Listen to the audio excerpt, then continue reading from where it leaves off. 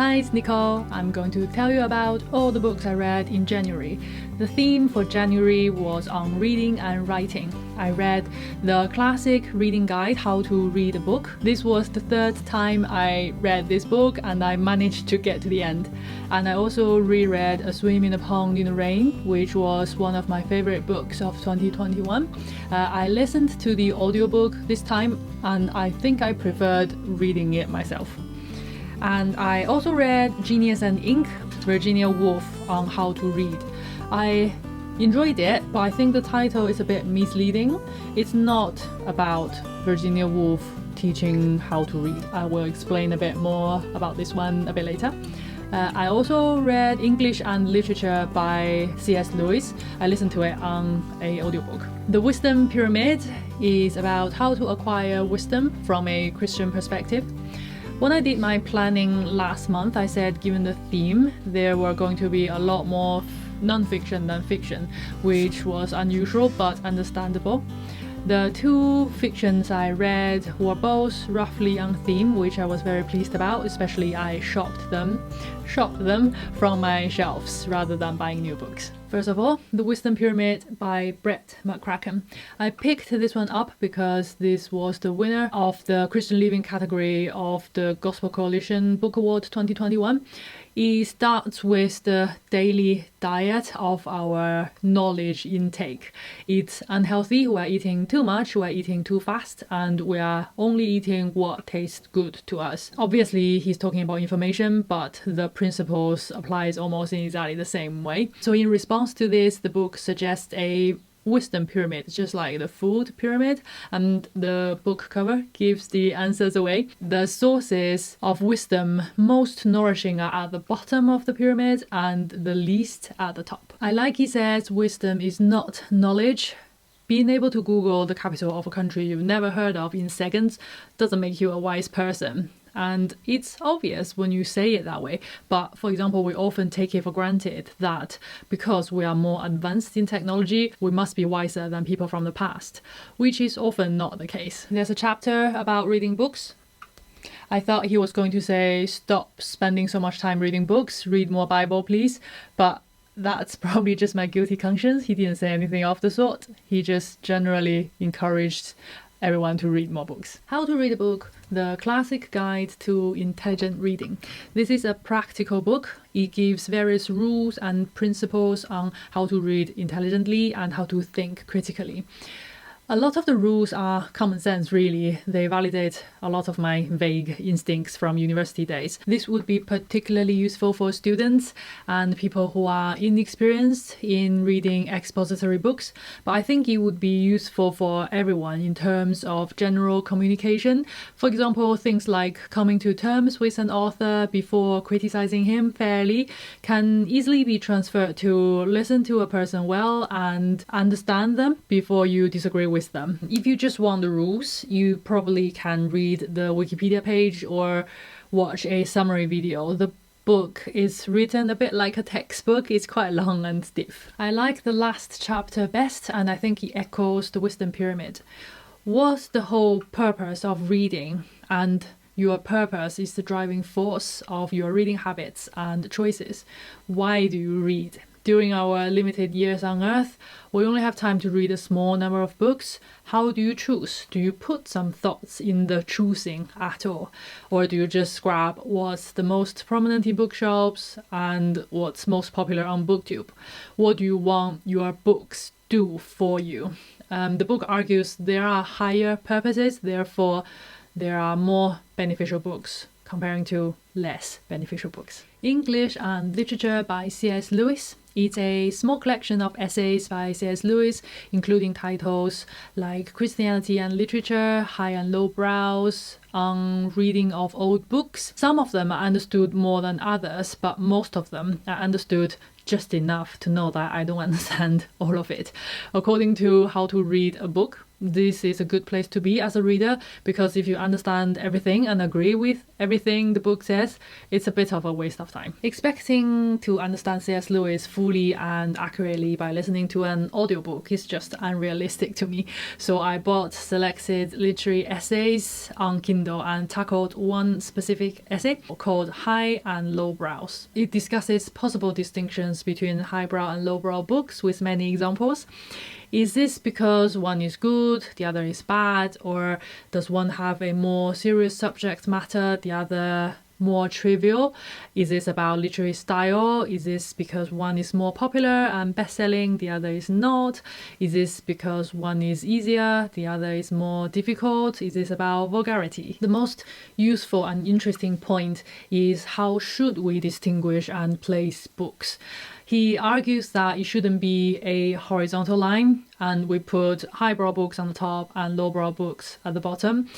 C.S. Lewis argues we should draw many vertical lines, and each one represents one kind of story, and then many horizontal lines representing the different degrees of goodness of each kind. So for example, you have one vertical line for all the adventure stories, and then you put Odyssey on top, and then you have Around the World in 80 Days, Treasure Islands, however many leagues under the sea. They are all on the same line but slightly lower down, and then you have another line, another vertical line for another type of story. He also warns that for some readers, good literature has become an accomplishment and achievement rather than a delight. I will try to remember that. Genius and Ink, Virginia Woolf on How to Read.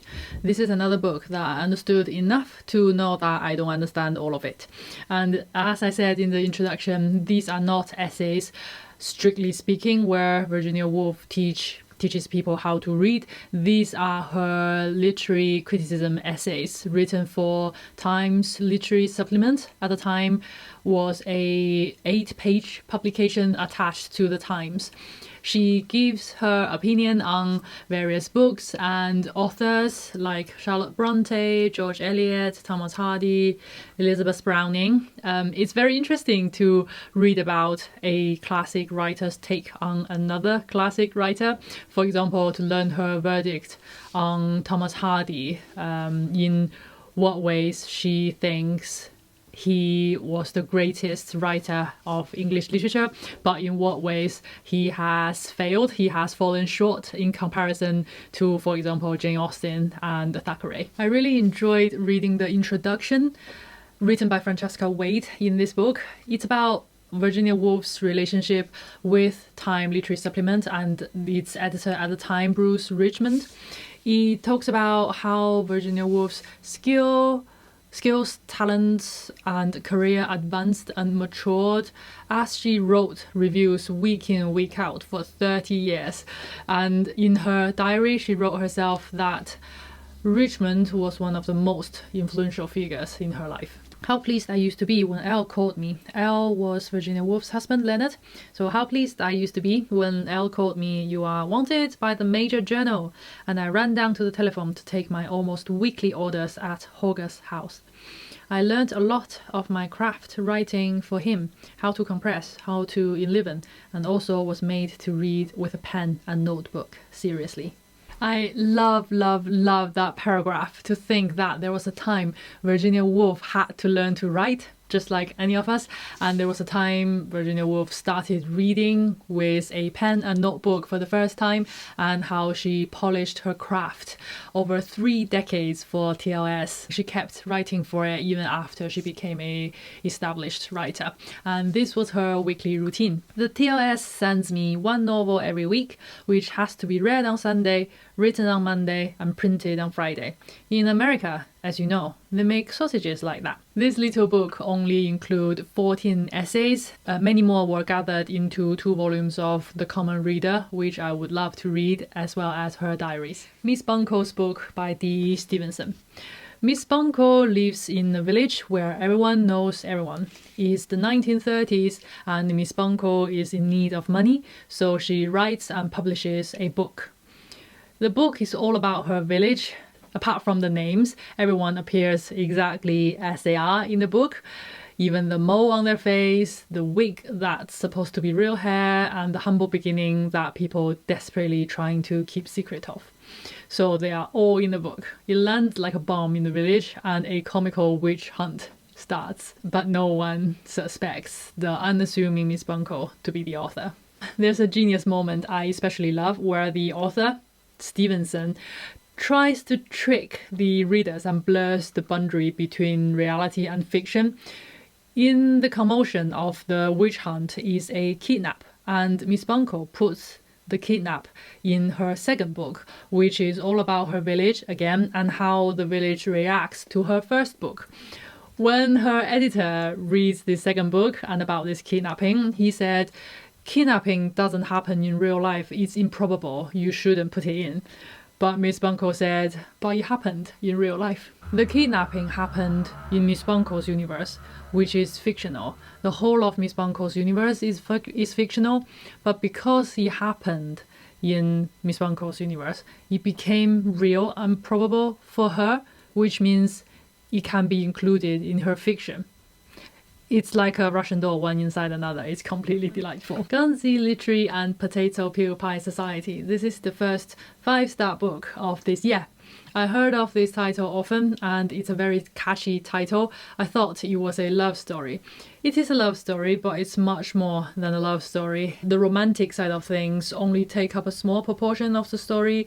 Friendship is a lot more prominent and I loved it. The story is set straight after the Second World War. It starts with Juliet, a writer who lives in London alone. She just completes a wartime newspaper column and is seeking out a subject for a new book. One day out of the blue, she receives a letter from a stranger from the Guernsey island. He bought a second-hand book that used to belong to her and asks her for an address for a bookshop in London so he can order more Charles Lamb. And he writes, "Though the Germans are gone now, there aren't any bookshops left in Guernsey." Juliet replies, and through letters she makes a whole host of friends from Guernsey, telling her how the Guernsey Literary and Potato Peel Pie Society came into being and their extraordinary life under German occupation during the war. I love the story set against the background of Second World War. Like Juliet, I was completely ignorant of what happened during the war there. And thinking about it, I am completely ignorant of what happened in most of the world during that time. The flood of letters from Guernsey remembers the friendship with fellow islanders and friendship with authors and books from the past, kept them going and comforted them. Some of the stories about German soldiers' interaction with the villagers are incredible. The book is a collection of letters, and although restricted by the format, I think it tells the story wonderfully. I think it's the perfect format for this story. There are some dark and sad moments. There are also some comical and sweet episodes. It's a perfect roller coaster. Highly recommend. I also reread A Swim in the Pond in the Rain. I just talked about it in my 2021 favorite books video, so I won't repeat myself here. So that's all the books I read this month. For next month, I haven't got a theme specifically. I just want to read whatever I feel like reading, and I need to do some catch up with my Reading Oxford Year 2 curriculum as well. So that's all for today. Thank you for watching. I'll see you in my next one.